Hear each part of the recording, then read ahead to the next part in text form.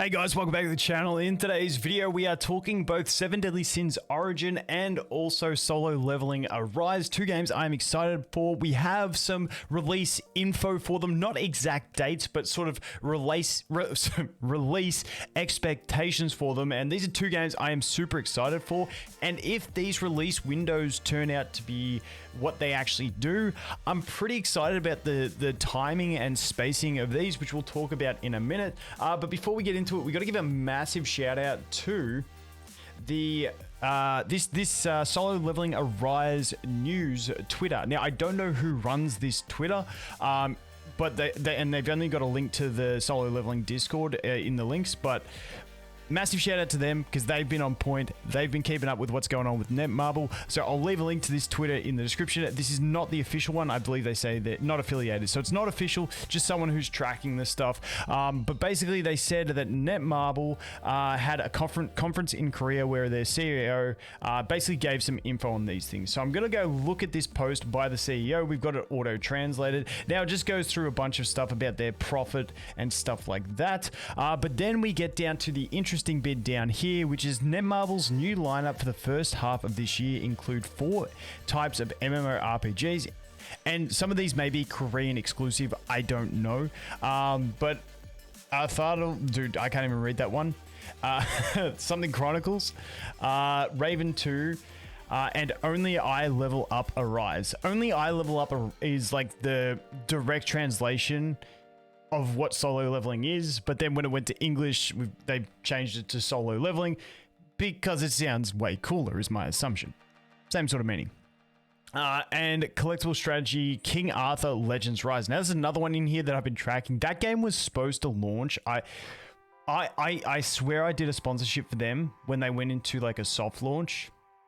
I want to say it's over a year. It was before Honkai Star Rail came out, so it's probably about a year ago now. So that one's been in heavy development, so I don't know when that's coming out, but that's one that I think will have a different audience to most of the people who want to play 7 Deadly Sins and solo leveling, but I still think it could be a decent game, so I will give it a touch when it comes out. But that is that.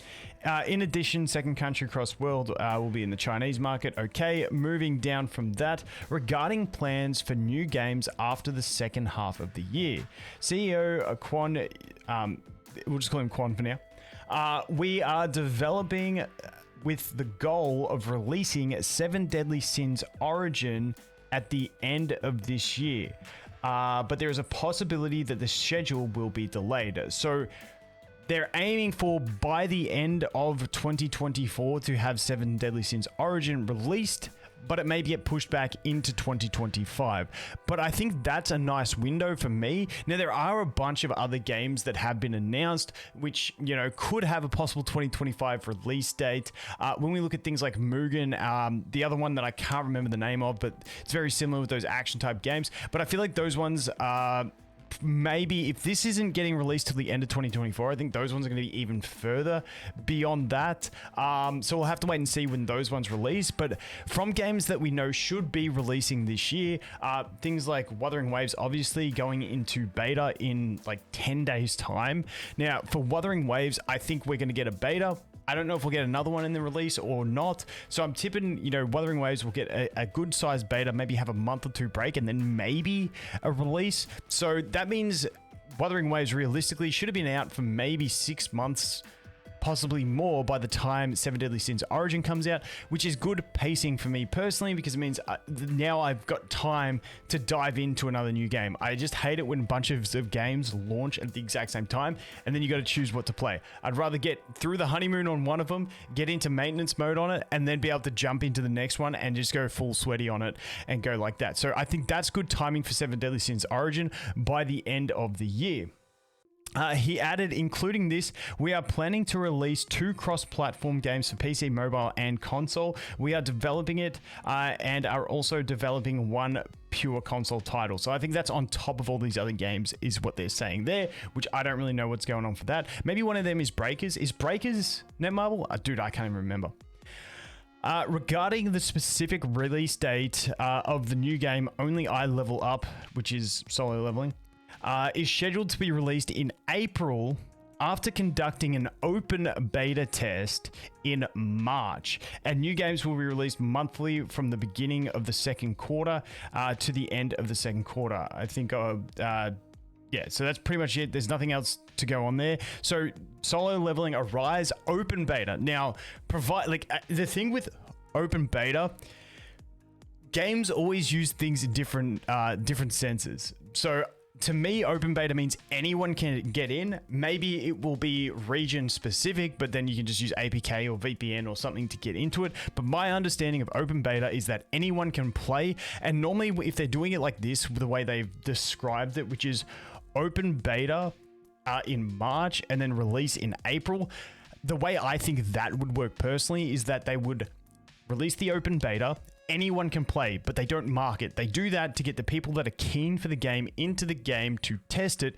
Then they can find out if there's any major issues in that last month when they think the game's pretty much good to go. They just want to do it because they haven't done any closed betas for this game. So it kind of makes sense that they would do this. So the people who want to play, get in, figure it out, see if there's any like game-breaking massive issues, and then they adjust anything that's needed based on that, and then they start their marketing, and then they release it in April.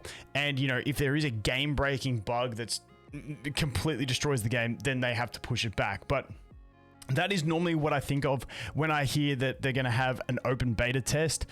It's just to test that with the people that are already interested, like us, obviously, and then you can move on from that. Also, with that release window, I really like this release window as well. A March, because we've got Wuthering Waves beta coming, like I said, in about 10 days. So that's something really for me to dive into and go really hard on in that beta.